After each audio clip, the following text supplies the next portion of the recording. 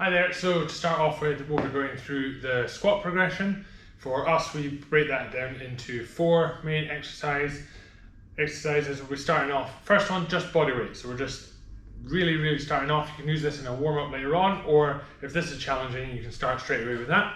So we're gonna go feet shoulder width apart, toes, for most people, pointing slightly outwards, like 11 and 1 on a clock face.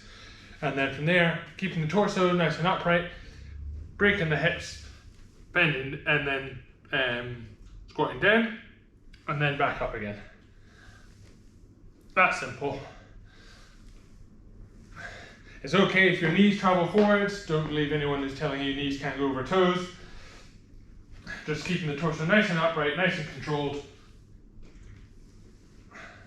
and you're all good. Next step up from that, once you've kind of not necessarily mastered that, but got quite good at that or very comfortable with it, is we're going to start adding some weight. The easiest way to do that is with a dumbbell and make it what's called a goblet squat.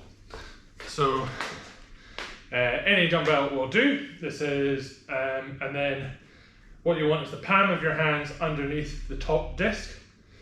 And as we're squatting, to help try and aid keeping the torso nice and upright, we want to keep the 2 discs touching the torso the whole time. And apart from that, everything's the exact same. Just bending down either to the elbows touch the top of the thighs or as close as you can get. Start off with something nice and comfortable, and you can just slowly make it harder and harder. So yeah, as I said, we want the plates to touch. We don't want to be coming down and having it move further away from us.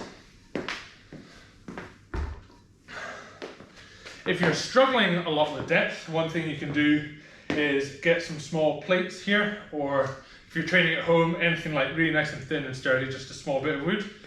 And you'll just stand with your heels on that, just your heels, and we want most of the foot to still be on the floor, and then squat down.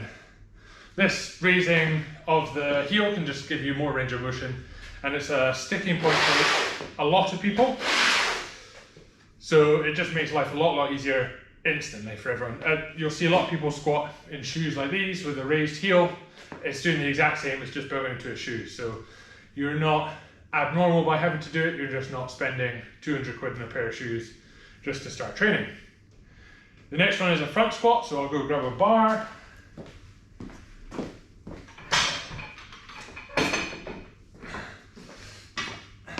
So this one's a little more complex, you have to set it up in a squat rack. If you're not comfortable with this, goblet squats are great, or you can just keep doing split squats, other variations, but this would be our next move up, being the front squat. So setting it up, the bar up in something that's probably a little lower than this, but just below shoulder height, stand up under it. Then we'll go usually for a cross-handed grip, which is, so you've got a center knurling on the bar, but just somewhere in the center, squeeze onto it nice and tight in the center. And then bar on the shoulders, and you shouldn't feel it on your collarbone, definitely just on the shoulders. You'll feel it lightly touch into your throat, that's where you know you've got it in quite a good position. And then again, everything else the exact same.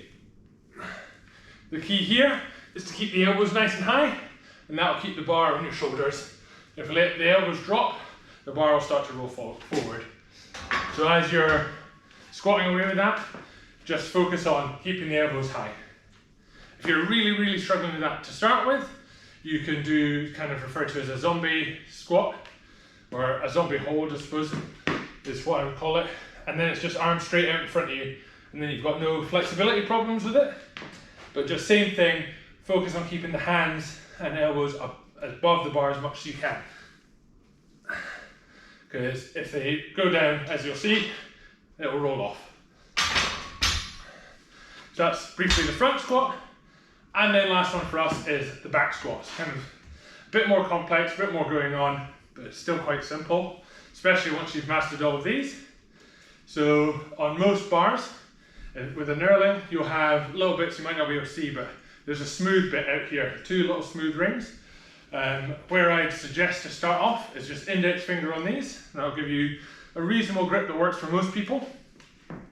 And then squeeze the shoulder blades together, step under, and then you want it kind of placed on your shoulders. You don't want it too high, and it'll end up sitting on your neck. That's really uncomfortable and can be very painful, and too low, it'll feel like you're falling off. You have to play around, you'll find somewhere that works, and then after that, everything's the exact same. Make sure we squeeze onto the bar the whole time so it's nice and solid, and then just exact same as every other squat we've been doing here. One thing to make sure is when you're walking back in, walk back in with confidence. Making a little bit of noise is absolutely fine in any gym. So walk back until you feel it hit the rack and then squat back down.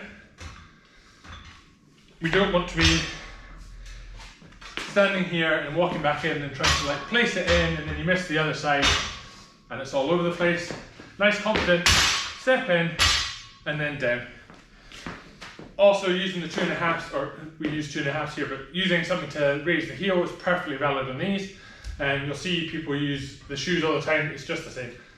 And yeah, that's the squat progression. If you've got any questions, or you want, even if you want to just check your form out, shoot us a message on social media or check out our website. Our contact details are there. We're more than happy to give you a few pointers and help you sort it out. So yeah, happy training and we'll catch you soon.